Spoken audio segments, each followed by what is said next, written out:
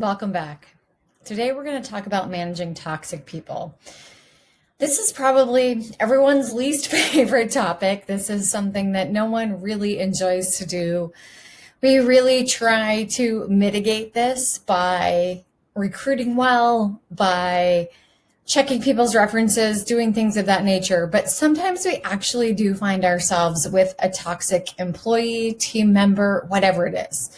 And so it's something that we have to deal with and something that we have to navigate when we're building teams. And so we're going to take a look at a few of the different types of toxic people. Some of them are very in your face and some of them are very subdued. Like you don't actually realize how toxic they are until a little farther along in your relationship with them.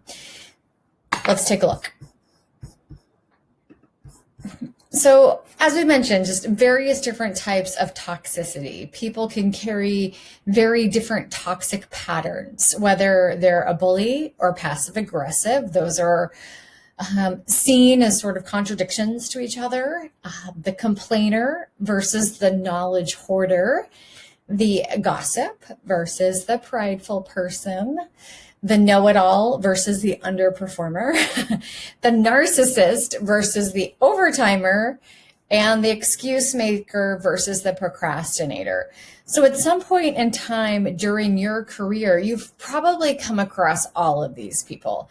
And, to be honest, all of us as individuals have a little bit of each one of these people in us. We are just a little bit more able to keep this part of our personality in check. Some people aren't able to do that. So as we move forward, we're going to talk about the effects of these toxic type of people and how to set the stage within your company so they're not ruining everything that you've worked really hard to create. So we're going to figure out and talk about details in terms of managing each one of these. So the very first step in managing any of our toxic people is really verbally stating the cultural resiliency goals for the organization right off the get-go. Starting in the recruiting process. So when you're if you're working with a hiring firm or working with individuals to help you find people to fill your roles, you really want to make sure that your cultural goals are really clearly stated so that there's no question what's important to you and what you're going to feel is acceptable for your employees and their behavior. And then being ready to have tough conversations. You're going to come across one of these types of toxic individuals, even if you do the best job ever at trying to weed them out. Sometimes individuals go through toxic times in their life and in their work cycle. So they may not necessarily be this person for the long haul, but they're currently this person or they have reverted to this individual. So even if you're not looking at a lifer in terms of toxicity, sometimes we do have people that exhibit toxic behaviors from time to time. So if we've clearly stated the goals and we're ready to have tough conversations about how this individual isn't meeting our cultural goals, we're already pretty far along into managing individuals that are toxic. But one of the things that we really need to understand is that when individuals are having toxic moments, they are definitely coming from a place of insecurity or fear.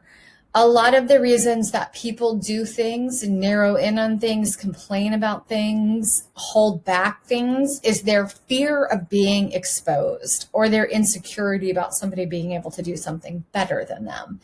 This is really, really real in the work environment.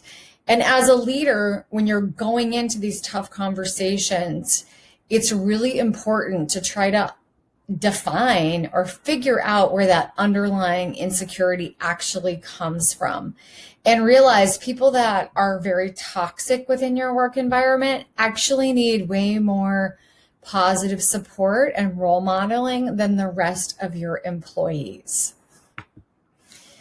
And so as you go through the recruiting process, as you're trying to hire someone, as you're working with a search firm to hire the perfect person, I always recommend doing your in-depth research and calling the people that you know that aren't listed as their references, trying to actually find someone that's worked with them on a day-to-day basis and understands their strengths and their weaknesses. Now, once again, we have to understand that every individual goes through a period of time where they will have insecurities about their job and their position.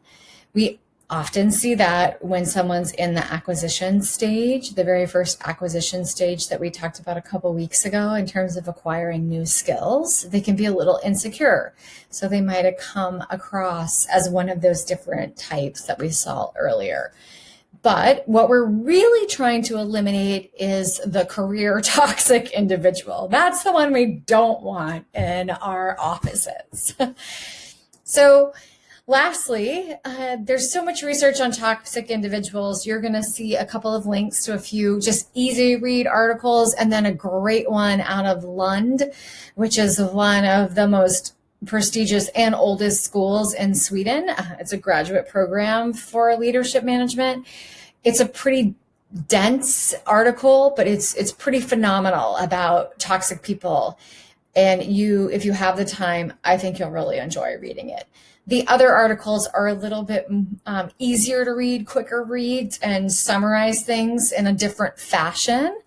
But I think one of the things that you have to understand is that if you do have a career toxic person, if you've gone through the tough conversations and the goal setting and realigning with this individual and it's just not working, you do really have to be prepared to let them go. Toxic individuals negatively affect your bottom line, and they also affect other people's performance. When you have a really toxic person in your environment, their coworkers spend a significant amount of time thinking about that toxic person and not wanting to have interactions with that toxic person or worrying about how to interact with that toxic person. You would be shocked at the numbers. So, bottom line, if you have a toxic person, address it as early as you can. If the toxicity continues, you owe it to your company to let this person go. They say that replacing someone that's toxic actually improves your company's performance by almost 12 to 15%, even if they're a stud within your environment.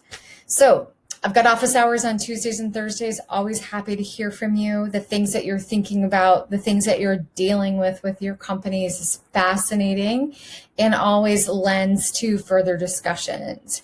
So feel free to check in, and thanks for joining.